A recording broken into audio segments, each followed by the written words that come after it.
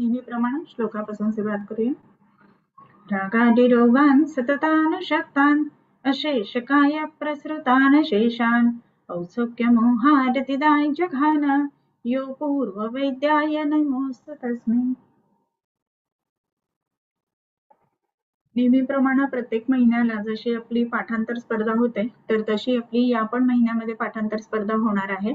आणि त्याच्यासाठीचा जो पोर्शन आहे त्याच्यासाठी वाग्भटाचा सूत्रस्थानाचा 16वा अध्याय स्नेहविधी अध्याय आहे.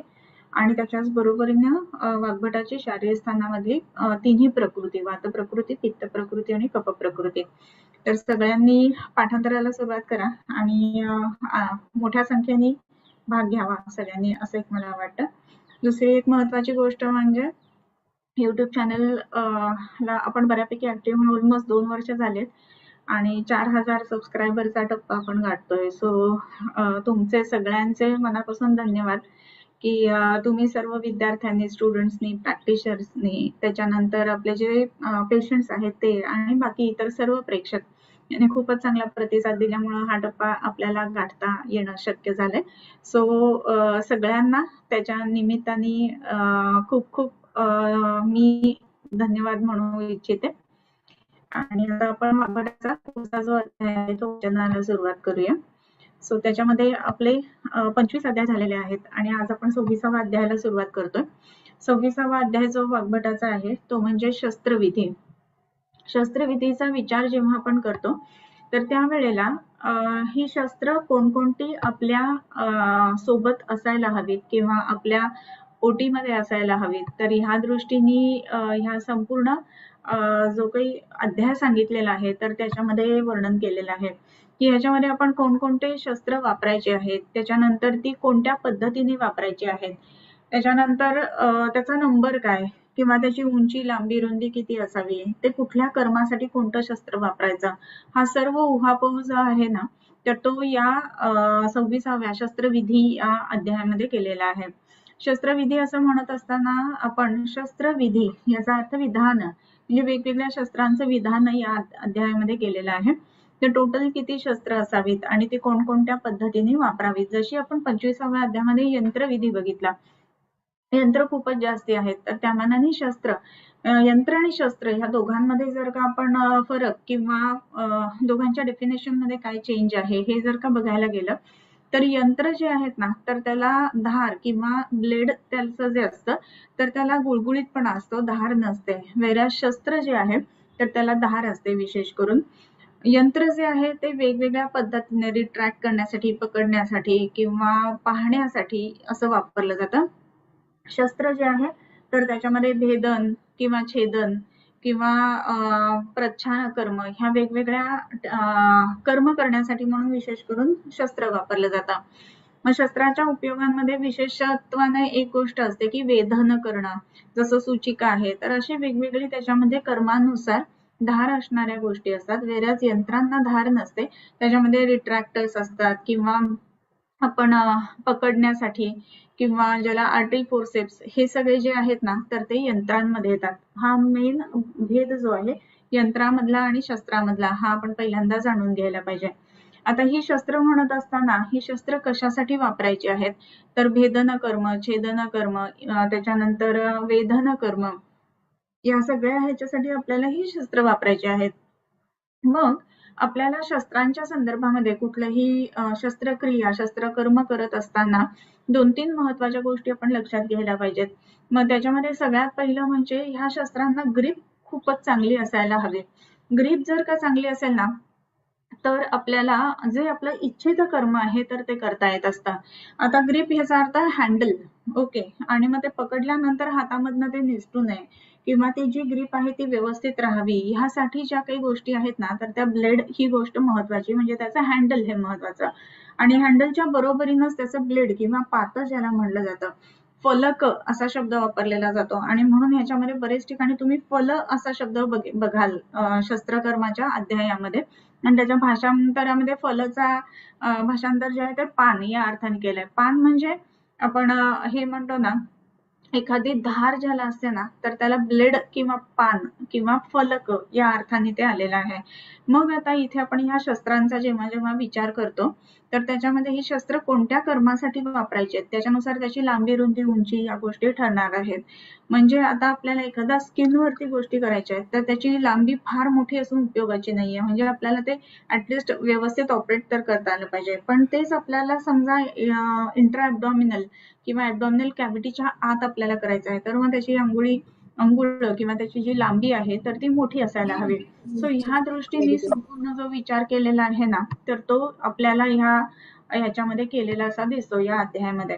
सो हा अध्याय आपण वाचायला सुरुवात करूया. अध्याय 26 पहिला श्लोक. ओके.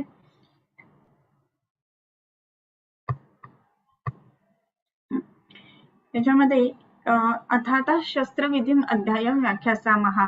अतः शस्त्रविधी अध्याय हा सांगतो. अथ म्हणजे याच्यानंतर, आता शस्त्रविधी सांगतो. याच्यानंतर म्हणजे कशाच्या नंतर आलेला आहे तर यंत्रविधीच्या नंतर आलेला आहे. आता यंत्रविधी झाल्यानंतर कसं आहे ना की आपल्याला एखादी गोष्ट करायची आहे तर ज्या वेळेला आपण सगळ्यात पहिल्यांदा कुठलंही ऑपरेटिव्ह करताना आपण काय करतो की पेंटिंग, ड्रिपिंग वगैरे सगळं झालं की इन्सिजन ही गोष्ट महत्वाची आहे, बरोबर.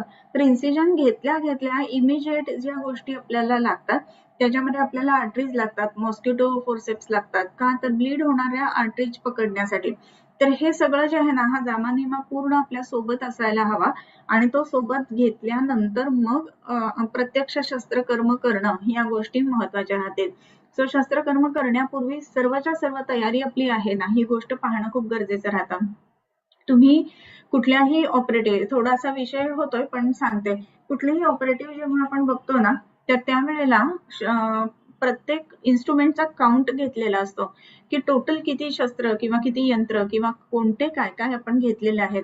आणि जी मेन सिस्टर असते की जी ट्रॉलीवरती असते तर तिला माहिती असतं की 6 आर्टरीज आहेत, 6 मॉस्किटोज आहेत, एक स्कॅल्पेल आहे, ब्लेड एक आहे, एक्स्ट्रा ब्लेड खाली ठेवलेलं असतं, बेटाडीनसाठी एक वाटी आहे, त्याच्यानंतर स्पॉन्ज होल्डर आहे किंवा आता इतर जे काही आपण करणार असो शस्त्रकर्म त्याच्यानुसार एक स्कॅल्पेल आपल्याला असतो.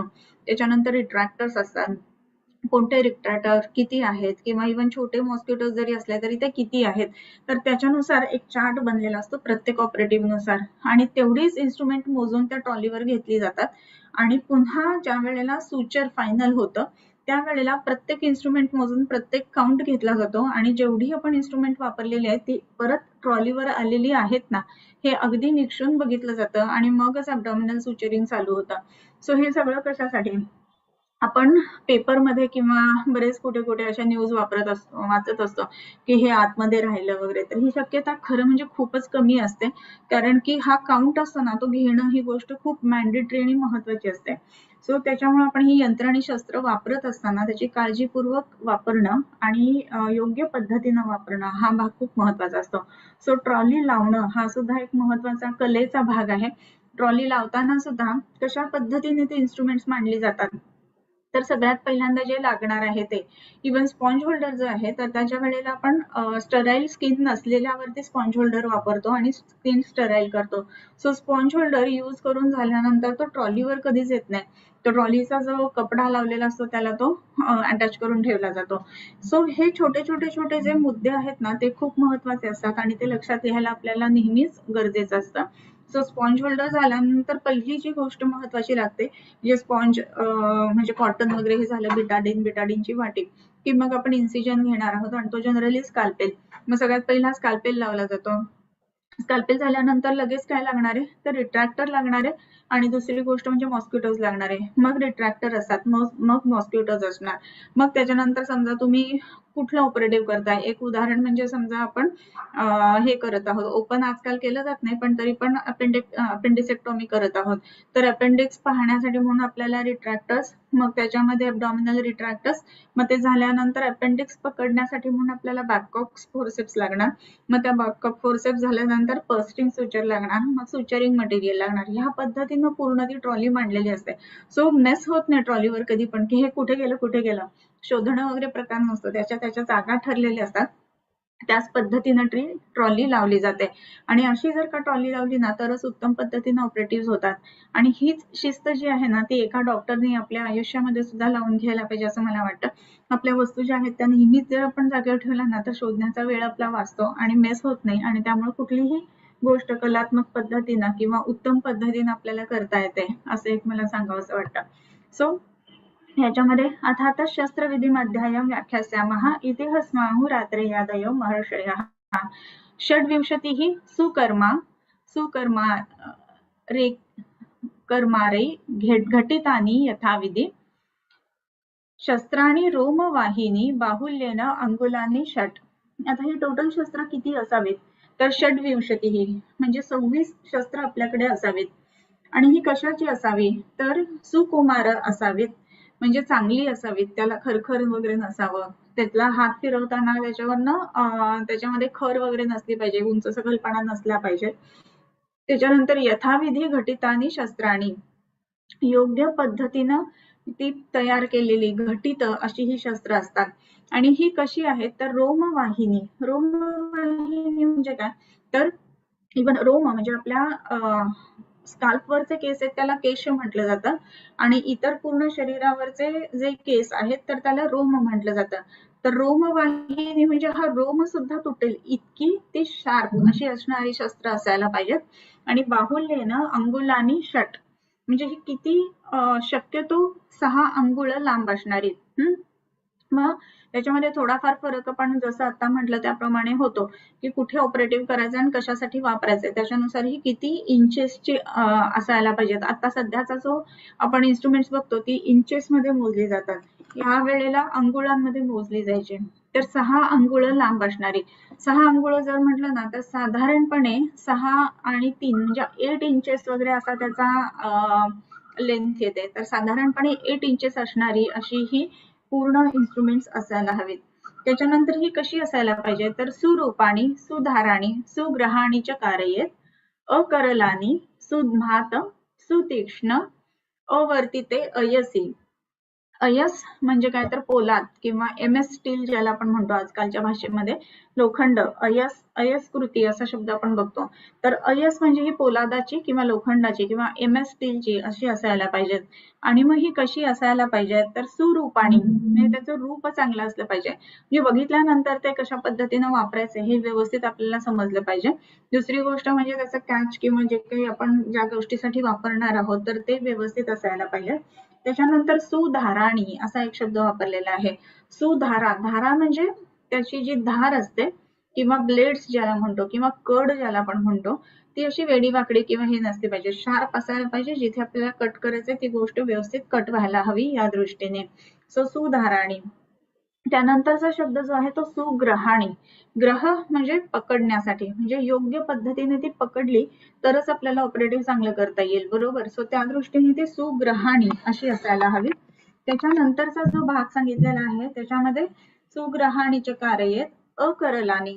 कराल याचा अर्थ वेडेवाकडे, कराल म्हणजे दाढ असंही म्हटलं जातं, कराल दंष्ट्रा वगैरे असं. दंष्ट्रा म्हणजे ज्याला आपण सुळे म्हणतो ते, आणि कराल म्हणजे दाढ. दाढ कशी असते, एक दात जो असतो ना ज्याला आपण पुढचे म्हणतो किंवा हे म्हणतो, तर हे जे दात आहेत ते असे चौकोनी व्यवस्थित असतात आणि दाढा कशा आहेत आतल्या तर उंच सखल असणाऱ्या अशा असतात आणि म्हणून त्याला कराल असं म्हटलं जातं.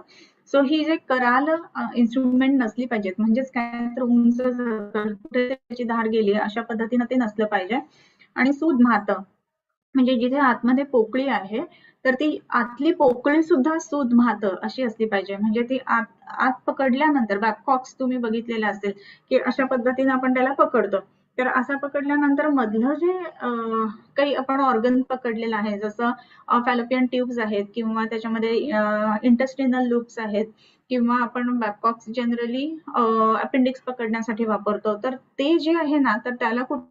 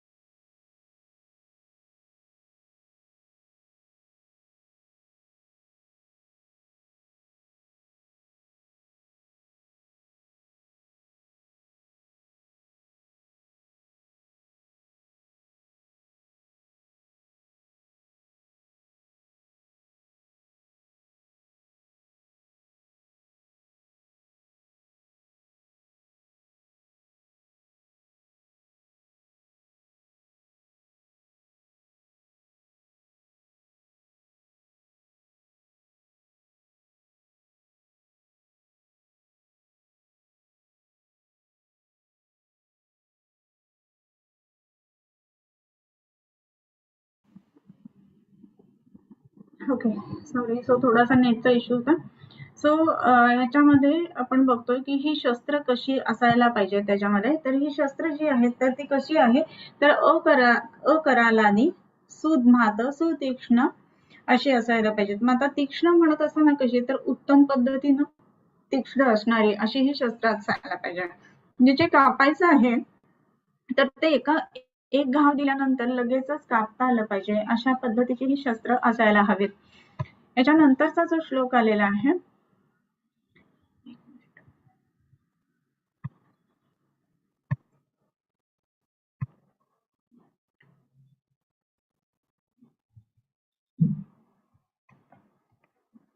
ओके, शस्त्राणी रोमवाहिनी बाहुल्येन अंगुलानी षट. तर आता ही 6 अंगुळ लांब ते आपण बघितलं. त्यानंतर शस्त्राणी रोमवाहिनी बाहुल्येन अंगुलानी षट सुरूपाणी सुधाराणी सुग्रहाणी च कारयेत अकरलानी सुधमात सुतीक्ष्ण वर्तते अयसी. अयस म्हणजे पोलाद, तर त्याची बनलेली असायला पाहिजे. सो एवढ्या गोष्टी आपण बघितल्या. त्याच्यानंतर समहित मुखाग्राणी नीलांभोज छविनीच नामानुगत रूपाणी सदा सन्निहितानीच्या. आता ही अजून कशी असायला पाहिजे शस्त्र जे आहे ते, समाहित मुख अग्राणी, त्याचं मुख आणि अग्र जे आहे ते समाहित असं असलं पाहिजे. आता समाहित असं म्हणत असताना कसं की ज्या वेळेला त्याचे दोन हे आहेत का नाही, म्हणजे आता इन्स्ट्रुमेंट असं आहे समजा क्रॉस मध्ये आहे, तर ते एकमेकांवरती आल्यानंतर ते बरोबर बसायला पाहिजे एकमेकांच्या वरती. असं नाही व्हायला पाहिजे की ते क्रॉस होत आहे किंवा मॅचच नाही करत आहे, अशा पद्धतीनं नाही व्हायला पाहिजे. सो समहित मुख आणि अग्राणी. आता समहित मुख आणि अग्राणी असं म्हणत असताना एखादा कुठलंही आपण शस्त्र घेऊ, कात्री घेऊ, हा, तर कात्रीचे असे 2 ब्लेड्स असतात, बरोबर. आता हे जे 2 ब्लेड्स असतात ना, तर त्याच्यामध्ये जर का अँगल त्याचा वेगळा झाला असेल तर ते कापण्याच्यासाठी समर्थ नाही होत. तुम्ही बघता की ज्या वेळेला समजा ते 2 ब्लेड्स आहेत, तर अशा पद्धतीनं समजा एकत्र आले तर ते कापणार आहेत, परंतु ते 2 ब्लेड्स एकमेकांच्या पेक्षा व्यवस्थित जर का बसत नसतील तर ते कापले जात नाहीत. सो त्या पद्धतीनं आपण बघायला पाहिजे की समहित मुख आणि अग्र. आता अजून एक इथे मला जाता जाता सांगण्यासारखी एक गोष्ट अशी वाटते की ज्या वेळेला आपण इन्स्ट्रुमेंट्स बघतो, हा, तर अगदी साधी कात्री किंवा कर्तरी किंवा सीझर्स ज्याला म्हटलं जातं, हा, तर ही जी सीझर्स आहे तर ती जशी ह्या पद्धतीनं म्हणजे क्रॉस असते, बरोबर. सो असं होत असताना बार्बरची सीझर आणि सर्जनची सीझर या 2 सीझर्स मध्ये फरक काय आहे, असं एक ओरलला बऱ्याचदा जाता विचारलं जातं म्हणून सांगते. तर हे जेव्हा दोघांमधले फरक आपण बघतो ना, त्यावेळेला बार्बरची जी सीझर असते ना, तर त्याच्यामधले जे ब्लेड्स असतात ते मोठे असतात आणि त्याच्या खालची ग्रिप आहे ती छोटी असते, म्हणजे अशा पद्धतीनं. वेअरॅज जेव्हा सर्जनची सीझर असते तर त्याच्यामध्ये ब्लेड्स छोटे असतात आणि त्याचे हँडल्स मोठे असतात. सो त्याच्यामुळे हे जे असतं ना काम करण्याचं एरिया तो वेगवेगळा आहे.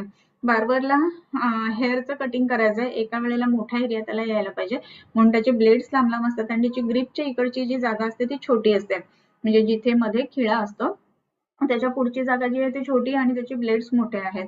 तर या सर्जनचे जे असतात ना त्याच्यामध्ये पुढची जागा छोटी आहे, ब्लेड्स लहान आहेत आणि बाकी हँडल्स लांब असतात आणि ग्रिप असते. सो हे 2 फरक बार्बरच्या सीझर मध्ये किंवा बार्बरच्या इन्स्ट्रुमेंट्स मध्ये आणि सर्जनच्या इन्स्ट्रुमेंट्स मध्ये हा एक महत्वाचा फरक आहे, हे आपण जाणून घ्यायला पाहिजे. Okay, so समहित मुखाग्राणी नीलांभोज छविनीच. नील अंभोज छवी म्हणजे काय, तर निळं कमळ असतं ना, तर तशा आकाराचं तशा रंगाचं ते असायला पाहिजे. म्हणजे उत्तम पद्धतीनं ज्याला पाणी पाजलेलं आहे, म्हणजे ज्याला धार लावलेली आहे, असं जेव्हा होतं ना, तर त्यावेळेला त्याचा रंग जो असतो ना तो असा निलांभोज म्हणजे निळ्या कमळासारखा असा रंग येतो आणि म्हणून त्याला निलांभोज छविनीच नाम अनुगत रूपाणी. त्याचं नाव जसं असेल त्याप्रमाणे त्याचं रूप असायला हवं. म्हणजे वेगवेगळी नावं आता पुढे आपण बघणार आहोत. त्याच्यानंतर सदा सन्निहितानीच, ही नेहमी आपल्या सोबत ठेवावीत. 26 शस्त्र जी सांगितलेली आहेत ती, म्हणजे एखाद्या सर्जननी म्हणजे कुठलेही कर्म करत असताना आपल्याकडे काय काय असायला पाहिजे, तर हा चरकाचार्यांचा जसा उपकल्पनीय अध्याय आहे ना, त्याच पद्धतीनं सर्जनच्याकडे काय काय असायला पाहिजे. पंचकर्म करणारा उपकल्पनीय अध्याय सांगितला आणि सर्जनचा मध्ये काय काय असायला पाहिजे त्याच्यामध्ये ह्या सगळ्या गोष्टी सांगितलेल्या आहेत की काय काय त्याच्याकडे असायला पाहिजे. ओके. सो समहित मुखाग्राणी नीलांभोज छविनीच नामानुगत रूपाणी सदा सन्निहितानी च. त्याच्यानंतर आता त्याचं प्रमाण हा स्व स्व स्वमानात म्हणजे स्वतःच्या मानाप्रमाणे अर्ध चतुर्थांश फलानी एकैकशः अपीच. आता एक ज्या वेळेला हे आपण शस्त्र बघतोय तर त्यामध्ये हे एकैकशः अपीच प्रायो द्वित्राणी योंजित तानी स्थाने विशेषतः. आता स्व उन्मान अर्ध चतुर्थांश म्हणजे आता त्याचं ब्लेड आणि हँडल ह्याचं ते गणित सांगतात की कसं ठेवायला पाहिजे. तर स्वोन्मान म्हणजे स्वतःच्या प्रमाणापेक्षा म्हणजे कम्प्लीट जे इन्स्ट्रुमेंटची जी लेंथ आहे त्याच्यापेक्षा अर्ध किंवा चतुरार्ध म्हणजे half of the way blade असायला पाहिजे, half of the way handle असायला पाहिजे किंवा 1/4 वे ब्लेड असायला पाहिजे आणि 3/4 वे जे आहे ना तर त्याच्यामध्ये हँडल असायला पाहिजे. सो स्वोन्मान अर्ध चतुर्ध असं म्हटलेलं आहे. त्याच्यानंतर एकैकशः अपि प्रायः द्वित्राणी योंजित तानी स्थान विशेषतः. स्थान विशेषाप्रमाणे जे जे ठिकाणी आपल्याला हे शस्त्र वापरायचं आहे तिथे जसं गरज असेल त्याप्रमाणे एकैकशः एक शस्त्र वापरावं किंवा जर गरज असेल तर द्वित्राणी 2 वापरावी किंवा 3 वापरावी ह्या पद्धतीनं ती शस्त्र वापरावीत. ओके. आता ह्याच्या पुढे प्रत्येक शस्त्र त्याच्या नावानुसार वर्णन करतात. त्याच्यामध्ये मंडलाग्रम वृद्धिपत्रम उत्पल अर्धधारके सर्पिणी सर्पैर एषण्यौ वेतसाख्यम शरारी अस्य त्रिकुर्चिके. आता ही वेगवेगळी शस्त्र पूर्णपणे सांगतात की कोणकोणती शस्त्र आहेत आणि कोणकोणत्या पद्धतीनं ही वापरायची आहेत. तर मंडलाग्र हे 1 नंबरचं झालं. दुसरं वृद्धिपत्र, त्याच्यानंतर उत्पलपत्र शस्त्र, त्याच्यानंतर अर्धधारक शस्त्र, त्याच्यानंतर सर्प असं म्हटलेलं आहे म्हणजे सापाच्या प्रमाणे असणारं असं. त्याच्यानंतरचं जे आहे त्याच्यामध्ये एषणी, त्याच्यानंतर एषणी आपण बघितली होती यंत्रामध्ये पण ती शस्त्रामध्ये पण येते. त्याच्यानंतर वेतसाख्यम वेतसपत्र, त्याच्यानंतर शरारी आणि आस्य त्रिकुर्चिक अशी. तर ही एवढी अशी 7 ते 8 शस्त्र ह्याच्यामध्ये सांगितलेली आहेत. त्याच्यानंतरचा जो आहे ना श्लोक त्याच्यामध्ये आता एक शस्त्र वर्णन करतात. त्याच्यामध्ये कुशास्यम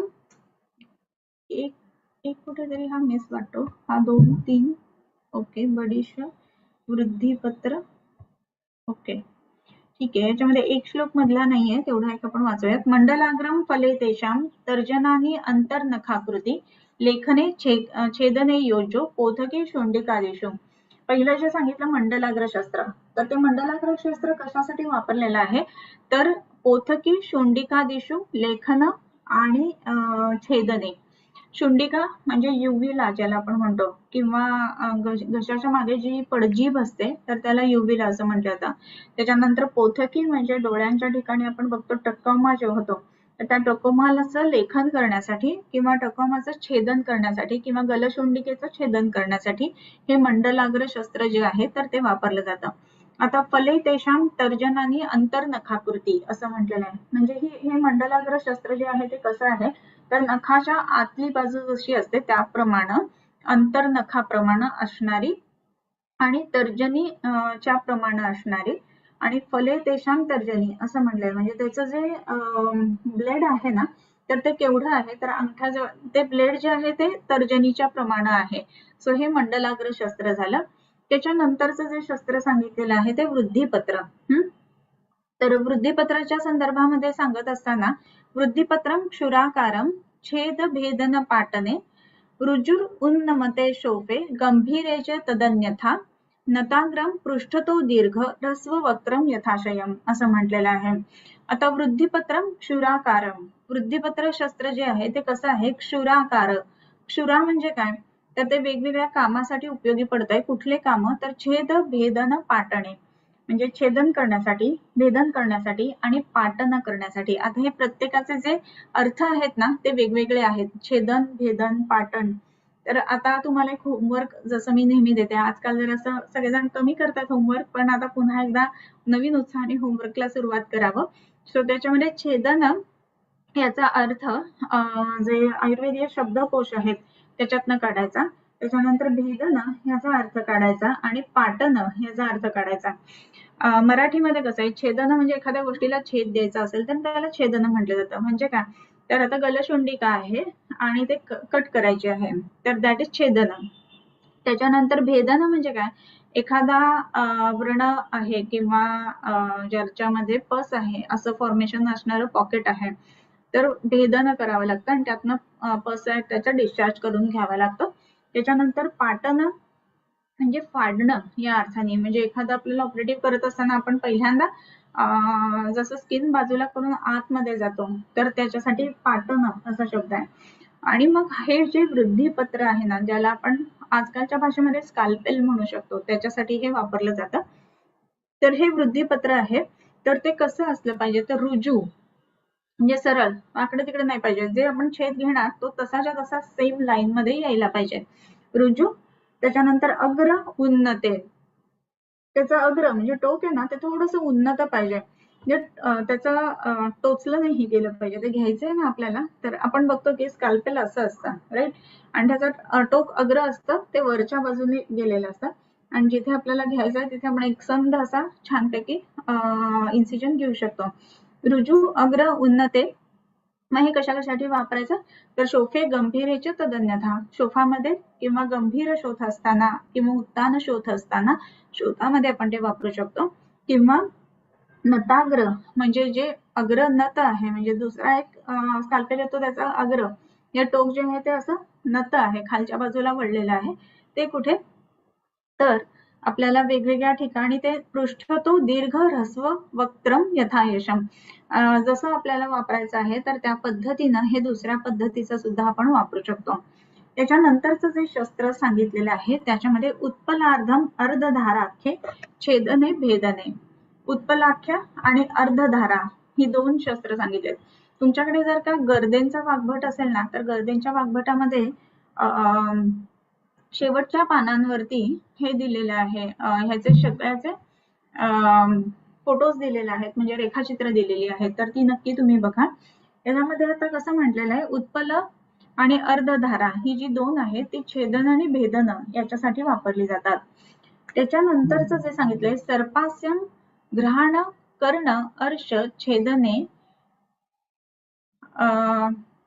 छेदने अर्धांगुले फले, अर्ध अंगुल फल असणार, फल म्हणजे ब्लेड, अर्धा अंगुळाचं जाडी असणार ब्लेड असणार असं सर्पमुख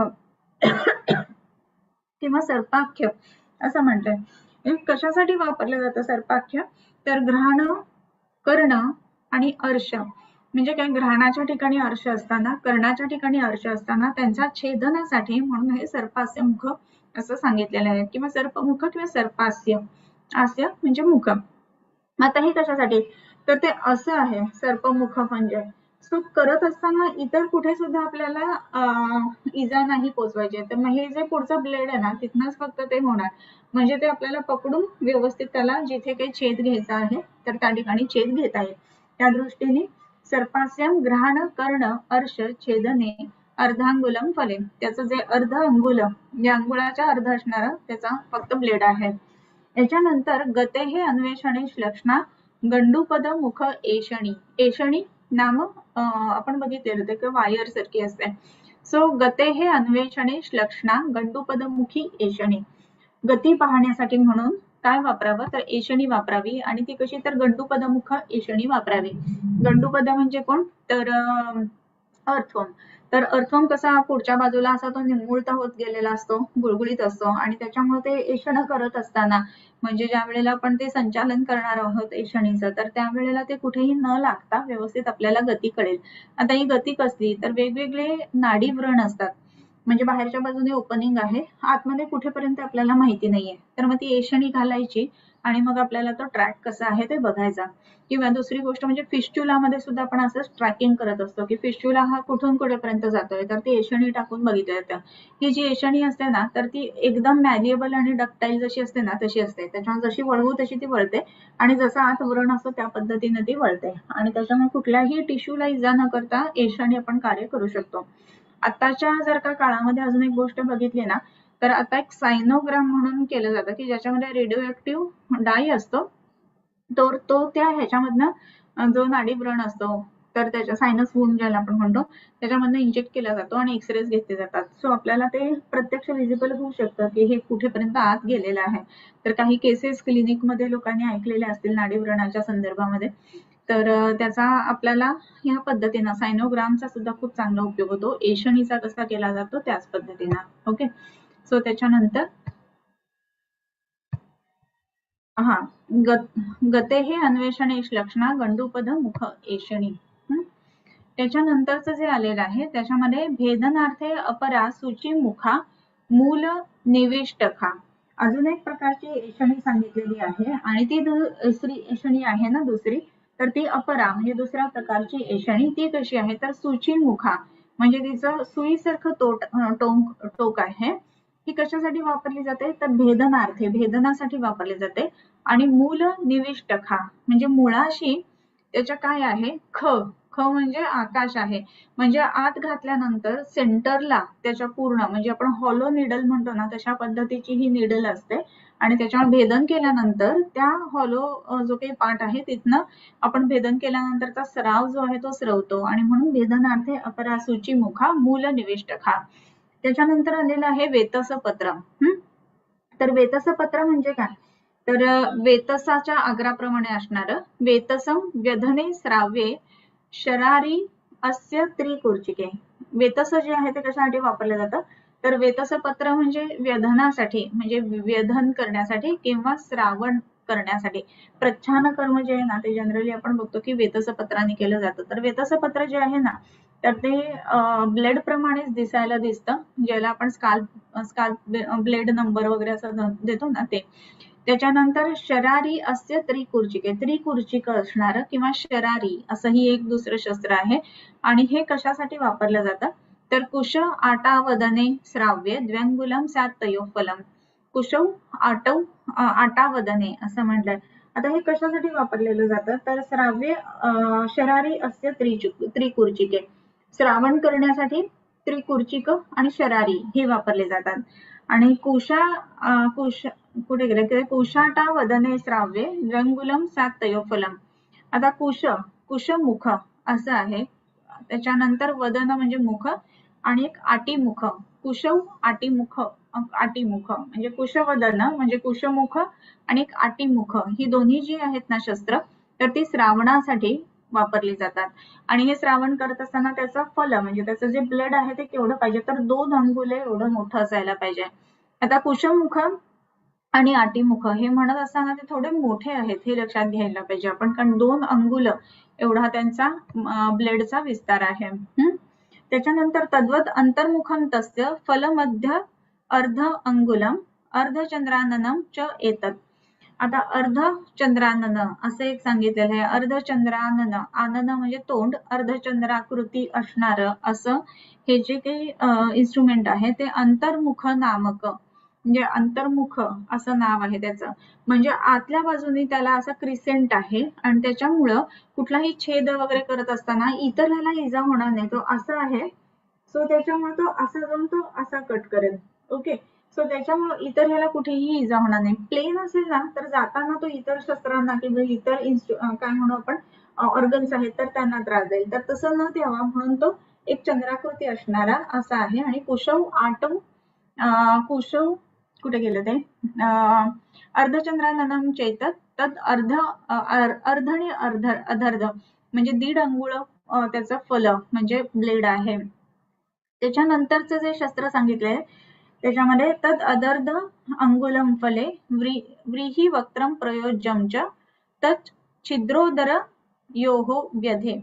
छिद्र उदराचा व्यध करण्यासाठी म्हणजे छिद्रोदर व्यधन करण्यासाठी म्हणून त्याच्यामध्ये वापरावं. तर ते व्रीहीमुख नावाचं सांगितलेलं आहे.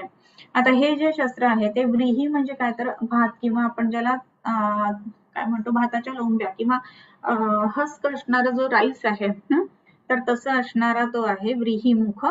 आणि म्हणजे कसं आहे ना तो थोडासा असा आहे आणि त्याला टोक आहे राईट. सो व्रीहिमुख आहे तो, आणि तसा जो आहे ना तो 1.5 अंगुळ लांब आहे, अधर्ध अंगुल असं जे म्हटलेलं आहे वरती ते. आणि तो कशासाठी वापरायचा आहे तर शिरावेधासाठी किंवा उदरवेधासाठी. हा, मग आता शिरावेध जर का करायचा आहे तर त्याची जी निडल आहे तर ती आपल्याला प्लेन पाहिजे ना पुढे, तर त्याच्यावर तो असं आहे आणि वरती टोक असतं. तुम्ही जर का एखादी व्रीही बघितली असेल तर मग ते असं जे आहे ना त्याच्यापेक्षा जास्ती जाणार नाही, म्हणजे एक विशिष्ट अंगुळांपर्यंतच ते आतमध्ये व्यधन करेल, अदरवाईज खूप जास्ती आत जाणार नाही ह्याची काळजी व्रीहिमुखामध्ये घेतली जाते. त्याच्यानंतर पृथुक कुठारी गोदंत सदृशा अर्धांगुल आनना, आणि त्याच्या पुढे तयोः ऊर्ध्व दंडया विद्येत तदुपरी आसनां स्थिता शिरा. आता कुठारी म्हणून एक शस्त्र सांगतात, ते कसं आहे, पृथू म्हणजे जाड आहे किंवा जड आहे ते, आणि ते कसं आहे तर अर्धांगुल आनना, अर्ध अंगुल असं त्याचं ब्लेड आहे, आणि आनन म्हणजे त्याचं तोंड जे आहे तर ते कसं आहे तर विशिष्ट रुंदीचं आहे, गायीच्या दातासारखं असं पुढे म्हटलेलं आहे. पृथुक कुठारी गोदंत सदृश, गायीचा दात कसा असतो ना असा आणि असा, म्हणजे कुठारी का तुम्ही कुऱ्हाड बघितली असेल तुम्ही, तर कुऱ्हाड दांडा असतो आणि वरती असं येतं आणि खालती ब्लेड त्याचा मोठा असतं. सो या पद्धतीचं जे आहे ते कुठारिका किंवा कुठारी म्हटलं जातं. गोदंत सदृश अर्धांगुल आनन असणारी तयोः ऊर्ध्व दंडया, त्याचा जो वरती जो दंड आहे त्याने विद्येत उपरी आसनां स्थितां शिरा, अस्थिवरची शिरा व्यधन करण्यासाठी म्हणून हा कुठारिका वापरली जाते. आजही बरेच ठिकाणी कुठारिका वापरली जाते. त्याच्यामध्ये ती कुठारिका जी असते ना ती छोटी, म्हणजे मिनिएचर कुऱ्हाड तुम्ही डोळ्यासमोर आणा तर ती आहे, तर ती ठेवायची जिथे हाडांवरती वेसल आहे अशा ठिकाणी, आणि त्याला असं टिचकी मारली जाते, आणि टिचकी मारल्यानंतर जेवढा हिट होतो ना तेवढ्याने ती शिरावेध होतो आणि शिरामधून रक्त बाहेर यायला लागतं. आता शिरावेध म्हणत असताना आपल्याला बऱ्याच वेळेला ना आता सध्या आपण बघतो की स्काल्पेननी बऱ्याच वेळेला केलं जातं, तर स्काल्पेननी केल्यानंतर त्यातनं रक्त येऊन मग ते आपण एखाद्या ह्याच्यामध्ये किडनी ट्रे मध्ये वगैरे कलेक्ट करत असतो. पण इथे कसं होतं, कुठारिकाने आपण समजा ते हिट केलं, ही कुठारिका आहे आणि त्याने हिट केलं आणि इथली शिरा जी आहे तर ती कट झाली, तर त्याचं जे ब्लिडिंग आहे ना तर ते आपलं आपण स्किनच्या लेयर्स वरनं येणार आहे आणि नंतर क्लॉटिंग होऊन आपलं पण बंद होणार आहे. अशी ही कुठारिका रक्तमोक्षणासाठी विशेष करून वापरली जाते. ओके, सो परत एकदा श्लोकाकडे जाऊया. पृथुक कुठारी गोदंत सदृशा अर्धांगुल आनना तयोर्ध्व दंडया विद्येत उपरी आसनां स्थितां शिरां, अस्थिच्या वरती असणारी जी काही शीर आहे ती तोडण्यासाठी म्हणून त्याचा उपयोग केला जातो.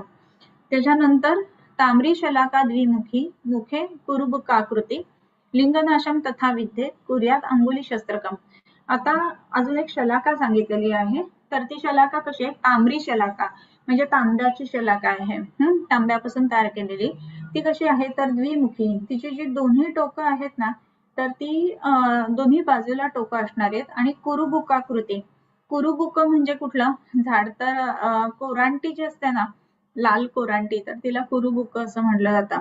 तर कोरांटीचं जर का तुम्ही बघितलं असेल तर स्ट्रेट असतं आणि पुढे थोडस असं फुलाला जाडी आलेली असते, म्हणजे तर अशा पद्धतीचं असणारी ही कुरुबुकाकृती अशी तांबरी शलाका ती कशासाठी वापरली जाते तर लिंगनाशम तथा विद्येत कुर्यात अंगुली शस्त्रकम, हे पुढच्या चरणामध्ये. लिंगनाशम तथा विद्येत, लिंगनाश म्हणजे आजकालच्या भाषेमध्ये आपण ज्याला कॅटरॅक्ट म्हणतो, तर पूर्वीच्या काळामध्ये सुद्धा ना कॅटरॅक्टचं ऑपरेशन होत होतं आणि त्याचं वर्णन खूप इंग्रजांनी त्यांच्या लेटर्स मध्ये वगैरे केलेलं आहे की रस्त्याच्या कडेला दिसत नसणारा माणूस असा बसलेला असतो, आणि त्याच्यानंतर तिथे बार्बर्स पूर्वी म्हणजे बौद्धांच्या काळानंतर ही सगळी जी कला होती ना ती नापित म्हणजे बार्बर्सच्या हातामध्ये आलेली होते, आणि ते बार्बर्स असे बसल्या बसल्या मग ते ऑपरेटिव्ह करायचे कॅटरॅक्टचा आणि लोकांना दिसायला लागायचा. मग आता ह्याच्यामध्ये काय आहे तर लिंगनाश व्यधन असं म्हटलेलं आहे. तर जो कॉर्निया आहे तर त्याचा वेध घेऊन त्याच्यामध्ये जो मागचा भाग ज्याच्यामध्ये आपण कृष्णमंडल आहे त्याच्या आतमध्ये जे दृष्टिमंडल आहे त्या दृष्टिमंडलाच्या ठिकाणी विशिष्ट चेंजेस झाल्यामुळं, प्रोटीन मध्ये चेंजेस झाल्यामुळं कॅटरॅक्ट तयार होतो. जी लेन्स असते तर ती ओपेक होते, आणि ही लेन्स आहे ना तर ती हिट करून मागे पाडली जाते. असं केल्यानंतर मग प्रकाश किरण डोळ्यामध्ये जाऊन दिसायला लागतात. सो लिंगनाश व्यधन शस्त्रक्रिया असं म्हटलेलं आहे. सो हे त्या काळामध्ये पासून केलं जायचं. कॅटरॅक्ट ऑपरेशन आणि प्लास्टिक सर्जरी, ते घोडा, नाक वगैरे त्याच्यामध्ये कापणं वगैरे, असं ज्या वेळेला पूर्वीच्या लढाया वगैरे होत तर त्याच्यामध्ये हे ऑपरेटिव्ह खूप जास्त प्रमाणामध्ये होत होते. सो म्हणून आजही बरेच प्लास्टिक सर्जरीच्या पुस्तकांमध्ये सुद्धा लिहिलेलं असतं किंवा उल्लेख असतो, Sushruta the father of plastic surgeon असं. तर हे एवढं ऋण जरी आपण लक्षात ठेवून त्यांचं स्मरण जरी केलं ना तरी सुद्धा ते पुष्कळ आहे असं एक मला वाटतं. अर्थात ऑपरेटिव्ह आणि ह्या गोष्टी करणं हा भाग तर करायलाच पाहिजे, त्याच्याशिवाय नुसती पूजा करून काही उपयोग नाही आहे. आचरणात आणणं ह्या गोष्टी खूप महत्वाच्या आहेत. सो तांबडी शलाका द्विमुखी मुखे कुरुबकाकृती लिंगनाशमच्या विद्येत.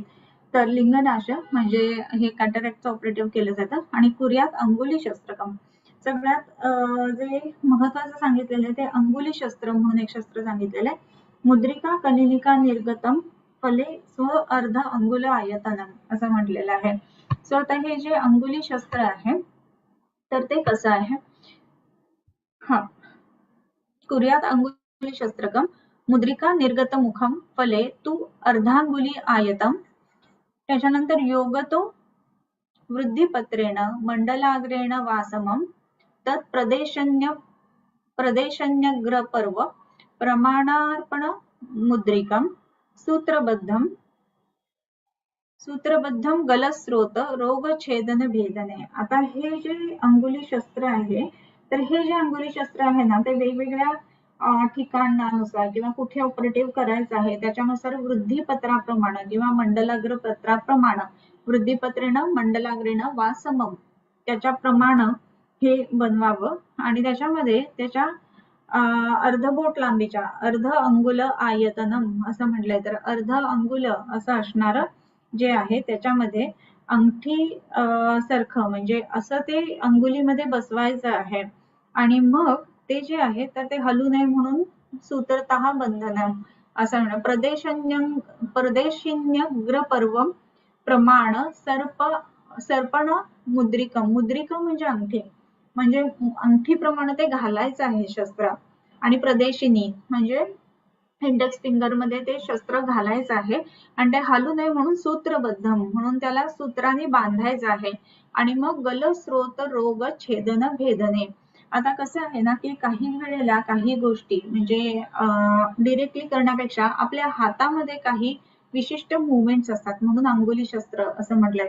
तर त्या अंगुलीमध्ये घालायचं ते अंगठीप्रमाणे मुद्रिकावर त्याला बांधून ठेवायचं आणि मग आतमध्ये हात घालून मग तिथे ऑपरेटिव्ह करायचं. ह्या पद्धतीने जे केलं जातंय तर ते आहे अंगुली शस्त्र. आता कदाचित सगळ्यांना हे वाचताना हे काय चाललं आहे आणि हे आता नुसतंच इमॅजिनेशन आहे वगैरे, तर इमॅजिनेशन वगैरे काही नाही. तुम्ही गर्देंच्या काळामध्ये हे वापरलं जायचं म्हणून त्याच्यामध्ये तुम्हाला नक्कीच फिगर्स बघायला मिळतील की कशी कशी असायची ते. आणि त्याच्यानंतर काळाच्या ओघामध्ये बऱ्याच गोष्टी बदललेल्या आहेत आणि आताची मॉडर्न जी इन्स्ट्रुमेंट्स आपण बघतो ती सुद्धा ह्याच बेसिसवर आधारलेली आहेत, हे सुद्धा तुम्ही लक्षात घ्यायला हवं. ओके. सो सूत्रबद्धम गलस्रोतो रोगछेदन भेदने. इथपर्यंत हे अंगुली शस्त्राचं झालं. त्याच्यानंतरचा जो श्लोक आहे त्याच्यामध्ये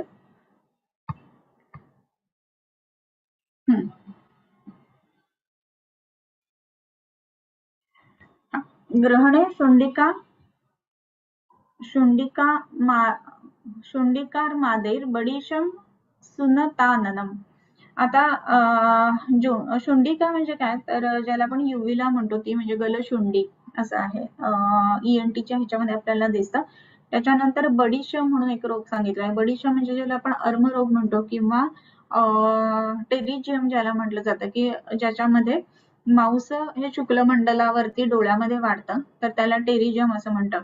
आणि मग ते पकडण्यासाठी म्हणून काय असायला पाहिजे, ग्रहणे पकडण्यासाठी एक बडीश सुनत आननम म्हणजे काय, सुनत चांगल्या प्रकारे वाकलेलं तोंड असणारा असा बडीश असावा. बडीश म्हणजे ज्याला आपण हुक म्हणतो ना तसा.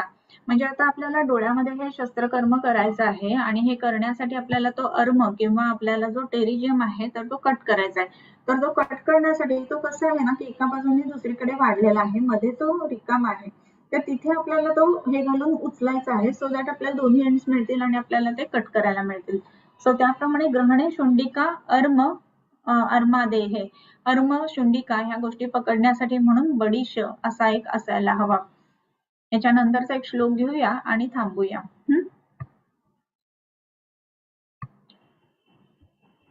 हा, ग्रहणे शुंडिका अर्मादेहे बडीशम सुनत आननम छेदे अस्ना करपत्रम तू खरधारम दशांगुलम विस्तारे द्व्यंगुलम सूक्ष्म दंत सुरुबंधनम.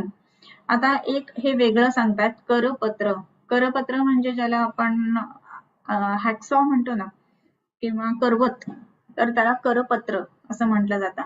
छेदने आसनाम, हे करवत कशासाठी वापरायचे? तुम्ही जर का ऑर्थोपेडिकचे ऑपरेटिव्ह बघितलेले असतील तर त्याच्यामध्ये ऍक्च्युली करवत सारखी करवत असते आणि त्याच्यामध्ये समजा काय झालेलं असेल तर त्याच्यामध्ये ते बोन्स कट करण्यासाठी म्हणून वापरला जातो आणि म्हणूनच छेदने आसनाम, अस्थिचं छेदन करण्यासाठी म्हणजे काढून टाकून द्यायचं आपल्याला आहे.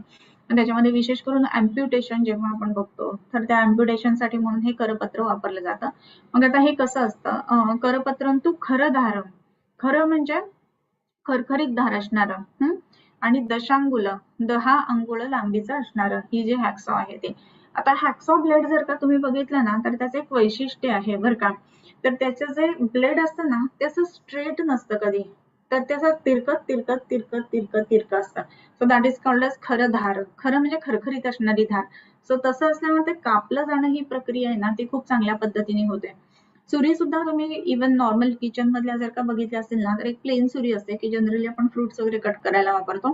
त्याच्यामध्ये एक अशी तिरकी तिरकी असणारी धार असणारी असते की ज्याच्यामध्ये आपण काही कडक वस्तू कापण्यासाठी म्हणून त्याचा उपयोग करत असतो. त्याच्यात अजून एक असते तीन तीन तीन तीन तीन तीन अशी डॉट डॉट डॉट वाली एक सुरी असते, त्याच्यामध्ये खरत्व जास्ती असतं. सो असं जे आहे ते खरं धार असणारी अशी हे करपत्र म्हणजे करवत जे आहे तर ते छेदने असनाम, हाडांचं छेदन करण्यासाठी म्हणून वापरली जाते. विस्तारे द्व्यंगुलम सूक्ष्म दंतम सुरुबंधनम असं म्हटलेलं आहे. मग त्याला बारीक दात असतात, मी आता म्हटलं ना ते अशा ह्याची म्हणजे बारीक बारीक दातांची अशी असणारी. त्याच्यानंतर ही जी करवत आहे ना तर त्या सुरुबंधनम, ते करत असताना कुठेही हातातनं सटकू नये म्हणून सुबंधन असणारी, म्हणजे त्याची मूठ आहे ती एकदम चांगली असायला पाहिजे. हॅक्सॉ म्हणू किंवा आपण ब्लेड म्हणू किंवा करवत म्हणू, ही जी आहे ती अस्नाम छेदने यांच्यासाठी वापरायची आहे. हाडांचं छेदन करण्याच्या दृष्टीने ही करपत्र किंवा करवत अशी सांगितलेली आहे. याचा अर्थ तुम्ही बघा की केवढे वेगवेगळे ऑपरेटिव्ह त्या काळामध्ये होत असणार आहेत.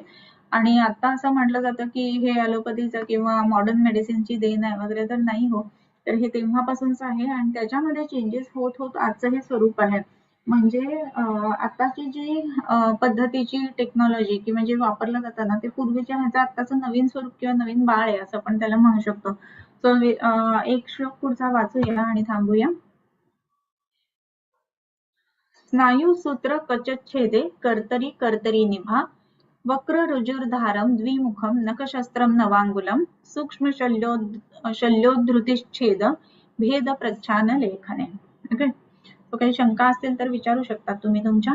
एक दोन आलेले दिसतात चॅट बॉक्स मध्ये. इव्हन युट्यूब वरती असेल तर तुम्ही तिथे सुद्धा कमेंट बॉक्स मध्ये नक्की विचारू शकता, आपण उत्तर त्याची देऊया. ओके,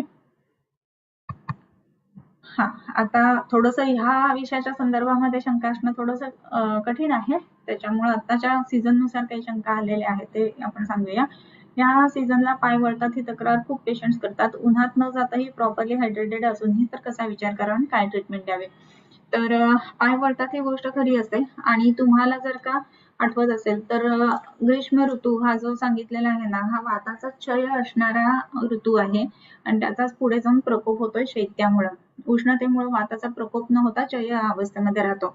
परंतु आजकालचा जर का आहार विहार आपण बघितला ना तर तो खूप बदललेला आहे. विशेष करून वातपित्तकर आहार विहार खूप जास्त प्रमाणात घेतला जातो किंवा अतिसंतर्पण करणारा की जो स्रोतरोध आणि सामता उत्पन्न करेल. सो अशा आहारामुळे काय होतं तर वाताचा क्षय होतो, वाताची गती विकृत होते, संतर्पण ओव्हर जर का झालं असेल तर, आणि त्याच्यामुळे ही पाय वळण्याची तक्रार येत असते. सो त्याच्यामध्ये भुकेनुसार आहार घ्यायला सांगणं, त्याच्यानंतर संध्याकाळचं जेवण आहे ते भाजकं घ्यायला सांगणं आणि मधल्या काळामध्ये लिंबू सरबत, कोकम सरबत अशी जी नॅचरल सरबत आहेत किंवा खर्जूरादी मंथ आहे किंवा नारळ पाणी आहे ह्या गोष्टी घेणं, असं जर का केलं तर हे पाय वळणं ही गोष्ट होणार नाही. ओके. मुलं समर कॅम्पला जातात दिवसभर उन्हात टू प्रिव्हेंट एनी प्रॉप्स, काय द्रव्य त्यांच्या बरोबर द्यायला हवेत. अच्छा. बऱ्याच वेळेला कसं असतं ना की मुलं ज्या वेळेला वेगवेगळ्या कॅम्प्सला जातात किंवा बाहेर जाऊन वेगवेगळे खेळ खेळतात तर त्याच्यामध्ये क्वांटिटी कमी असणारं परंतु एनर्जी जास्त असणारं अशा गोष्टी त्यांना द्यायला हव्यात.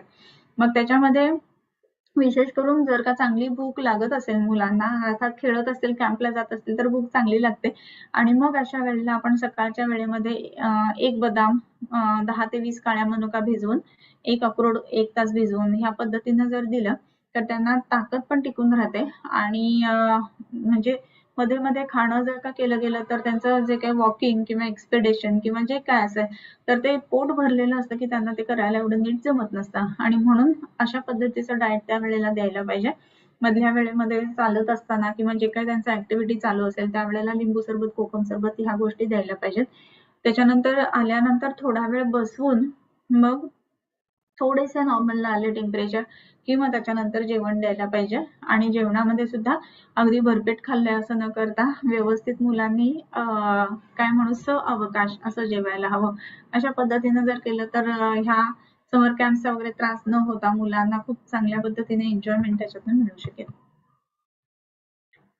Okay. Before operative what medication should be prescribe to patients for better result? हा खूप छान प्रश्न आहे आकांक्षा. सो बऱ्याच वेळेला आता असं दिसतं की काही गोष्टी अनिवार्य आहेत किंवा तत्र धन्वंतरीयाणाम अधिकारः क्रियाविधौ असं जे म्हटलेलं आहे तर त्याच्यानुसार काही गोष्टींच्या ठिकाणी किंवा ऑपरेटिव्ह करणं ही गोष्ट मॅन्डेटरी असते किंवा गरज लागत असते. मग अशा वेळेला पेशंटला आपण प्री मेडिकेशन काय द्यायला पाहिजे तर सगळ्यात पहिली महत्वाची गोष्ट म्हणजे पूरकपतीचा पथ्याचा कागद आहे तो आधीपासून फॉलो करायला पाहिजे सो दॅट टिश्यू हेल्थ चांगलं राहायला लागेल. त्याच्यानंतर शुगर लेवल चांगलं राहणं ही गोष्ट आजकाल आपण बऱ्याच वेळेला बघतो की जखमा चांगल्या भरून येण्याच्या दृष्टीने गरजेची असते. त्या दृष्टीने आधीपासून जर पेशंट मोबाईल असेल आणि काही इतर कारणासाठी ऑपरेटिव्ह करणार असेल तर चालणं वगैरे ह्या गोष्टी चालू ठेवायला पाहिजे. आणि औषधांच्या मध्ये ज्याला आयुर्वेदिक अँटीबायोटिक्स असं आजकालच्या भाषेमध्ये म्हटले जातं तसं सूक्ष्म त्रिफळा आणि गंधक रसायन हे 3 वेळेला किंवा कैशोर त्रिफळा, अमृता, गुगुळे, केटी हे 3 वेळेला ह्या पद्धतीने आपण देऊ शकतो. याच्यामध्ये अँटीव्हायरल, अँटीबॅक्टेरियल ऍक्टिव्हिटीज असल्यामुळे सुद्धा त्याचा उपयोग चांगला होतो आणि टिश्यू हेल्थ चांगली राहते. हे सगळं करत असताना गोळी घेतली म्हणून काहीही आणि कसंही खावं असं करू नये. पेशंट्सने योग्य पद्धतीने आहार ठेवला तर जखमा चांगल्या बऱ्या होतात आणि इव्हन इंटरनल हिलिंग सुद्धा खूप चांगलं होऊन जातं. ओके. सो आज आपलं करपत्रापर्यंत झालेलं आहे. त्याच्यामध्ये 16वा श्लोक, पुढच्या वेळेस आपण 17व्या श्लोकापासून सुरुवात करूया कर्तरी. ओके. सो आता थांबूया आणि आपण हे करूया. किंबहुना तुमचे केले धर्म कीर्तन हे सिद्धी गेले तेथ माझे जेवरले पायिकपणा आता विश्वात्मके देवे येणे वाग्यज्ञे तौषावे तौशोनी मज द्यावे पसाय दान हे देखणांची व्यंकटी सांडो तया सत्कर्मी रती वाढो भूता परस्परे पडो मैत्र जीवांचे दुरितांचे तिमिर जावो विश्वस्व धर्म सूर्ये पाहो जो जे वांछील तो ते लाहो प्राणिजात वर्षत सकळ मंगळी ईश्वर निष्ठांची मांदी आळी अनवरत भूमंडळी भेटतो होता चला कल्पतरूंचे आरव चेतना चिंतामणींचे गाव बोलते जे अर्णव पियुषांचे चंद्रमे जे अलांछन मार्तंड जे तापहीन ते सर्वाही सदा सज्जन सोयरे होतो किंबहुना सर्वसुखी पूर्ण होनी तिही लोकी भजिजो आदि पुरुखी अखंडित आणि ग्रंथ उपजविये विशेषी लोकी ये दृष्टा दृष्ट विजय होवावे जी येथ म्हणे श्री विश्वेश्वरावो हा होईल दान पसावो येणे वरे ज्ञान देवो सुखिया झाला येणे वरे ज्ञान देवो सुखिया झाला येणे वरे ज्ञान देवो सुखिया झाला.